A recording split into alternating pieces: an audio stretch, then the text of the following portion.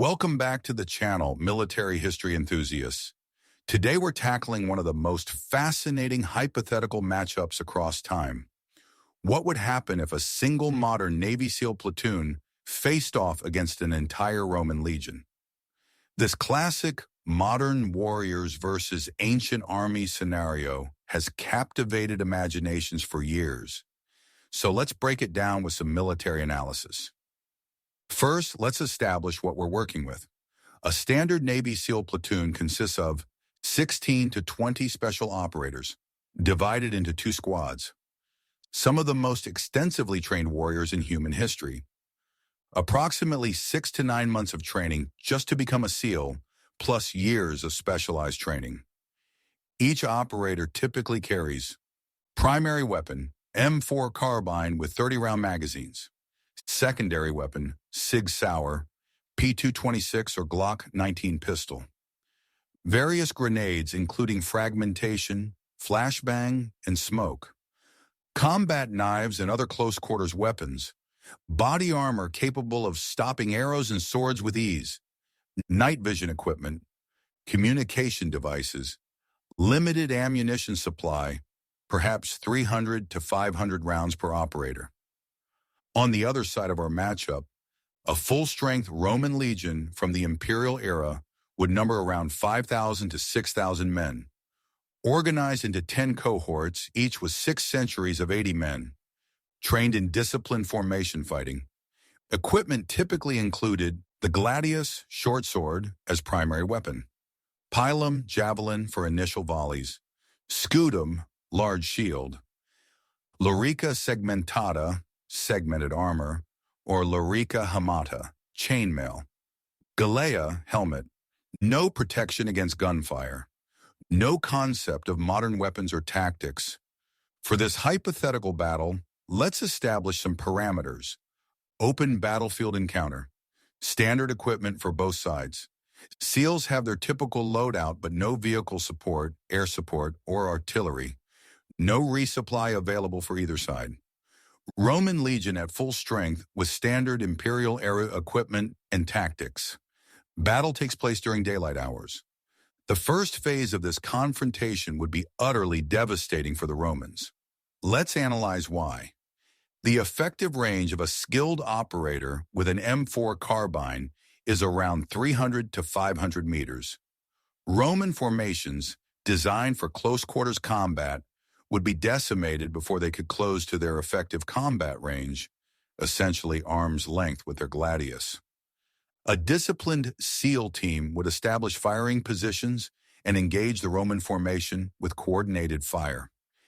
Each SEAL could effectively neutralize multiple legionaries with each magazine. The Romans would have absolutely no concept of what was happening. They would simply see their comrades falling with no visible cause from an impossible distance. The psychological impact would be immense. Imagine witnessing hundreds of your fellow soldiers dropping dead with terrible wounds appearing from nowhere, accompanied by thunderous noises you've never heard before. The Romans believed in many gods and supernatural forces. Many would likely believe they were facing divine punishment rather than human enemies. How might the Romans respond? Their military was adaptable and disciplined, so they wouldn't simply break and run immediately. Initial confusion and heavy casualties. Attempt to form defensive formations, testudo turtle formation.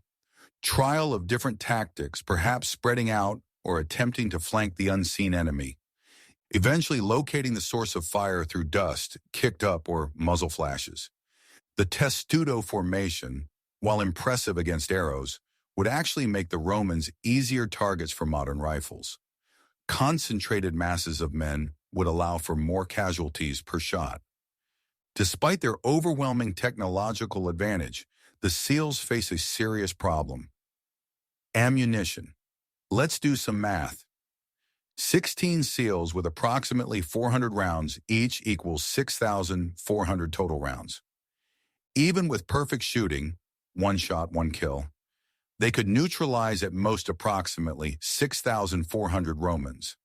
A legion had 5,000 to 6,000 men, so theoretically, the SEALs could eliminate most of a legion. However, perfect shooting is impossible in combat conditions. More realistically, many shots would miss. Some would cause non-fatal injuries. Some would hit the same target multiple times. Realistically, even with extremely disciplined fire, the SEALs might neutralize 2,000 to 3,000 legionaries before running out of ammunition.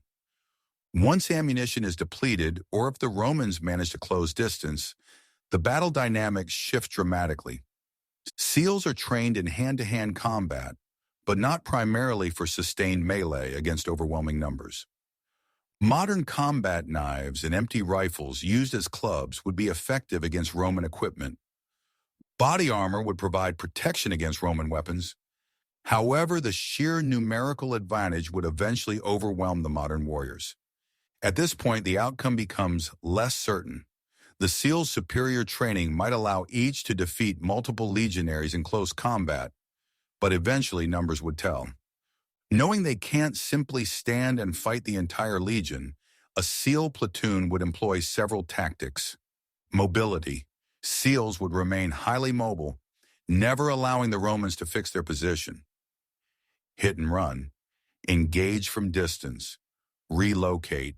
Engage again. Psychological warfare.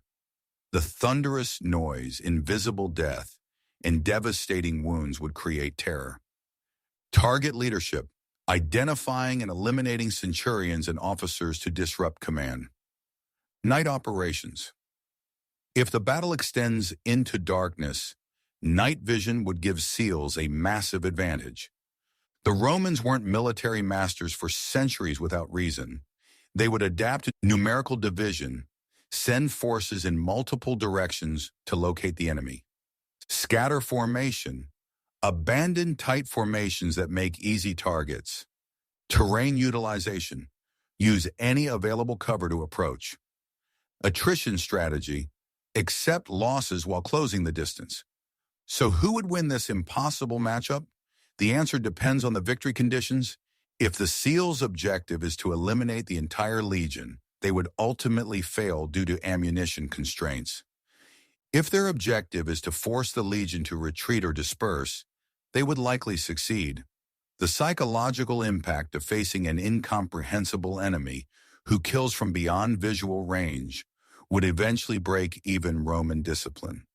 If the Romans were determined to fight to the last man, they would eventually overwhelm the SEALs through sheer numbers, but only after suffering catastrophic casualties, perhaps losing 50 to 70% of their force. The most likely outcome, after suffering unprecedented casualties with no ability to effectively counterattack, Roman commanders would order a retreat, considering this an encounter with supernatural forces rather than human enemies. It's worth noting that this scenario illustrates the vast leap in military technology and doctrine over 2 millennia. The Romans were the military superpower of their era, with training, equipment, and tactics that dominated the ancient world. Their defeat in this scenario reflects not any failing on their part, but rather the exponential advancement of human technology. The Roman legions conquered most of the known world with their military system. They were proficient, disciplined, and effective against any contemporary force. But technology has always been the great equalizer in military history, from the longbow at Agincourt to gunpowder weapons ending the era of knights to modern precision weapons. This hypothetical battle highlights several fascinating aspects of military evolution. The exponential growth of lethal range in warfare, the shift from mass formations to small, elite units, the psychological impact of facing unknown technology, the enduring importance of supply constraints, in this case, ammunition. In the end, while 16 to 20 exceptional modern warriors could inflict devastating damage on an ancient fighting force thousands strong, they couldn't completely overcome the fundamental military principle that Frederick the Great summed up centuries ago: God is on the side of the big battalions. What do you think would happen in this matchup? Let me know in the comments below, and don't forget to like and subscribe for more historical battle analyses.